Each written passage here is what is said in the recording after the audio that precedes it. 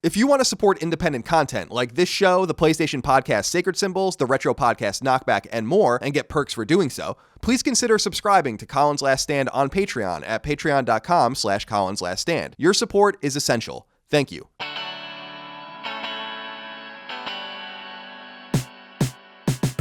Over the past week, a rumor raged that was incredibly unlikely and proved to be totally false, but a rumor that was still obviously tantalizing. Sony was reported to be in discussions to acquire Take-Two Interactive, the corporation behind the likes of Rockstar Games and 2K.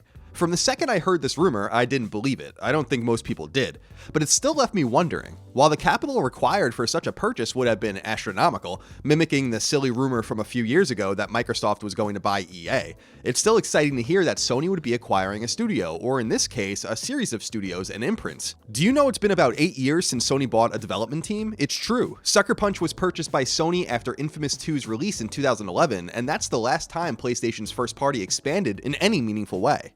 While Sony has greenlit a few smaller, internally incubated teams since, nothing major has shaken up the PlayStation first party since well before the PlayStation 4 was even announced, nonetheless released. Actually, the first party family has only shrunk since Sucker Punch joined up, shedding the likes of Zipper Interactive, Big, Evolution, Sony Liverpool, and Gorilla Cambridge. Meanwhile, Sony's arch rival in the gaming space, Microsoft, has done all it can in the last year to strengthen and build its roster of studio talent. Compulsion, In Exile, Obsidian, Ninja Theory, Undead Labs, and Playground Games have all joined the Xbox first party. And while nothing Microsoft has parallels the talent seen at Sony studios like Naughty Dog and Sony Santa Monica, Xbox is gearing up to match them too, announcing a Southern California-based team called The Initiative that's peeling off plenty of employees from PlayStation-owned and PlayStation-adjacent studios. In other words, while the Take-Two rumor was false, it still begged a reasonable question. Is Sony ever going to add to its first party again, particularly in the shadow of PlayStation 5?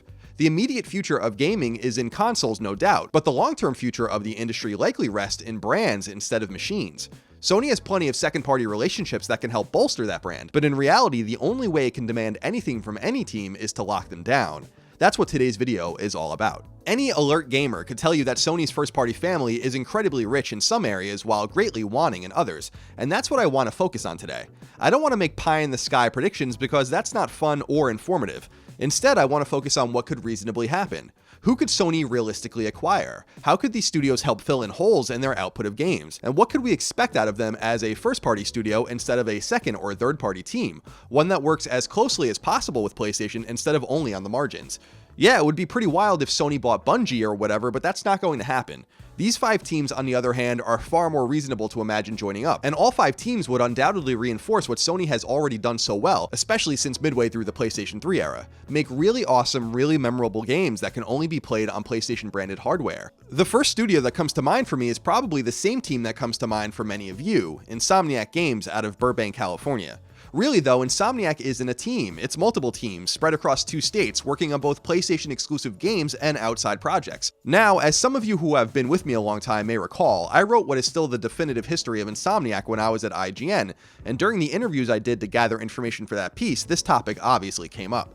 Depending on who I asked and when, you'd hear that Sony never made an offer for Insomniac, or that they did and Insomniac turned them down, and just about everything in between. What's well established though is that Sony's relationship with Insomniac goes back more than 20 years, and that Insomniac is responsible for perhaps 2018's most important PS4 exclusive in Spider-Man. I think we can all agree that their joining the first party in an official way simply makes sense. Now, Sony is flooded with plenty of know-how that can make both third-person action games and open-world games, which both constitute part of Insomniac's repertoire. But really, it's Insom's diversity that would truly add strength to Sony's squad. These guys have been all over the map, making mascot platformers, first-person shooters, Metroidvanias, VR experiences, and much more. They have a range of expertise in their bi-coastal nature. They also house lots of employees in North Carolina. It means they have an easier time attracting a broader range of talent. They wowed the bigwigs at Marvel with Spider-Man so they can work effectively with big brands, and they also shook hands with Microsoft, Oculus, and even GameStop with various publishing deals, representing a broad array of business, publishing, and developing experience. When it comes to acquisitions, this one is an absolute no-brainer, and it's a surprise that it hasn't happened yet, which to me indicates that it never will. But who knows? Next up is the only team we're going to talk about today that has no second-party relationship with Sony, and in fact has very little experience working on PlayStation hardware at all. Turtle Rock Studios out of Orange County, California.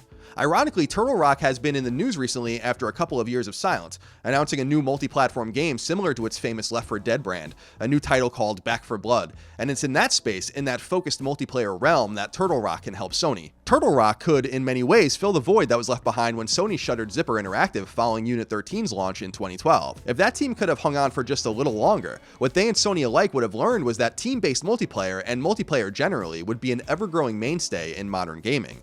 Sony has no studios of note that have any real experience here, except perhaps Guerrilla Games with Killzone. Now, Turtle Rock is a fairly small team by AAA standards, somewhere under 100 strong, and their new game announcement and their recent relationship with publisher WB through that game means that they probably aren't on the market. But man, this is the team that could revive the likes of SOCOM. This is the team that could take the really nice asymmetrical idea they had with Evolve and tweak it into something viable for PlayStation gamers. This is a team that has multiplayer online chops the Sony first party desperately needs, and its close proximity to Naughty Dog, Sony Santa Monica, and Sony San Diego means that it may even be easier than usual to share talent, tools, and ideas across teams. But at the end of the day, this one is especially tantalizing because it's so obvious that SOCOM can, should, and will come back.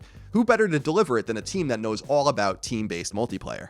Sony is a Japanese company and lots of players look to the brand for Japanese experiences, so the next two teams dwell in that space. For starters though, let's talk about Level 5, the Kyushu-based team founded in the late 90s and responsible for a number of memorable PlayStation exclusives including the Dark Cloud franchise, Jeanne d'Arc, Rogue Galaxy, and Ni no Kuni.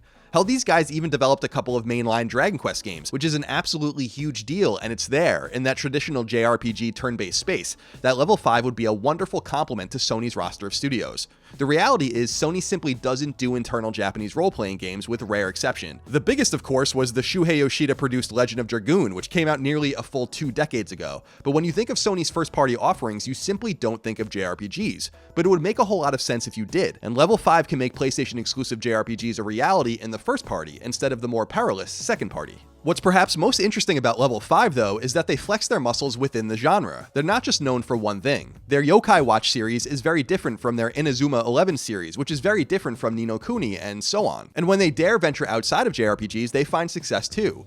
Their long-running Nintendo-allied Professor Layton puzzle adventure series, for instance, is also beloved. Ultimately, though, Level 5 brings role-playing know-how to a family of studios that desperately needs its expertise. And if the recent success of Final Fantasy XV, Bandai Namco's Tales series, Nintendo's Fire Emblem and Xenoblade franchises, and much, much more, it can't hurt to have additional draws there for players on your console. Though it's totally worth noting that, like with Insomniac, Sony and Level 5 have gotten a whole lot out of each other without having to fully commit, making perfectly reasonable the question of, if this were to happen, why didn't it already? The other Japanese studio that Sony should obviously invest in is From Software, which out of all 5 teams on my personal list would clearly be the most substantial acquisition.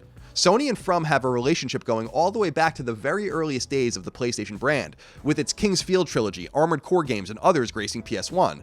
Ever since then, through literally a couple dozen games across all PlayStation hardware, the relationship has only strengthened and finally reached critical mass with Demon's Souls on PlayStation 3, a game Sony believed in so little that it declined publishing it for audiences outside of Japan, letting From Software and its future very famous Dark Souls franchise through its grasp. Though the two sides managed to rectify the situation with one of PlayStation 4's most important and critically acclaimed exclusives, 2015's Bloodborne, it seems like From Software could be both a vital and redundant piece of the pie. I say redundant because the last thing Sony needs is more studios that make third-person action games, but that's of course a simplistic way of looking at this specific situation. From is most famous for third-person action, yes, but it's actually the team's design chops that are most coveted. Many modern enthusiasts complain when games are too hard, but From Software and its games are treated completely different, because their difficulty comes in harsh, fair design choices that make avoiding seemingly cheap, ruthless, and rapid deaths an absolute art.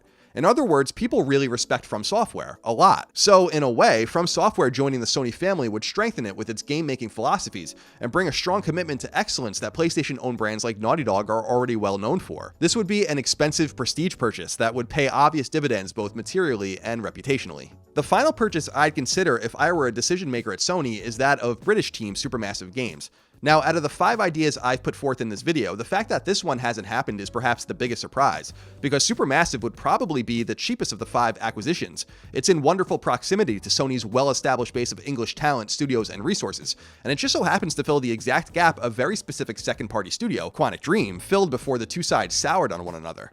2015's Until Dawn is still the most surprising PlayStation 4 exclusive to date, a game that had no right being as good as it was, a game that I've said many times completely out Quantic Dreamed Quantic Dream.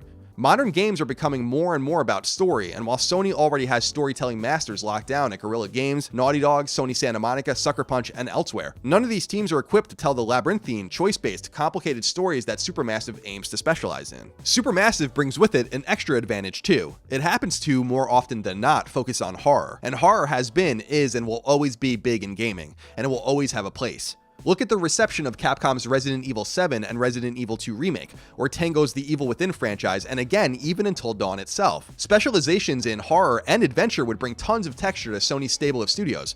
Unfortunately for Sony though, Supermassive is already starting to slink away. The team was founded more than 10 years ago, but has only made PlayStation games across PS3, PS4, Vita, and PSVR. But now it's making its Dark Pictures anthology with Bandai Namco, allowing it to launch on multiple platforms. Should that franchise hit, Supermassive's asking price will go up, its flexibility to do what it wants on its terms will increase, and Sony's window will rapidly shut. This may be time sensitive.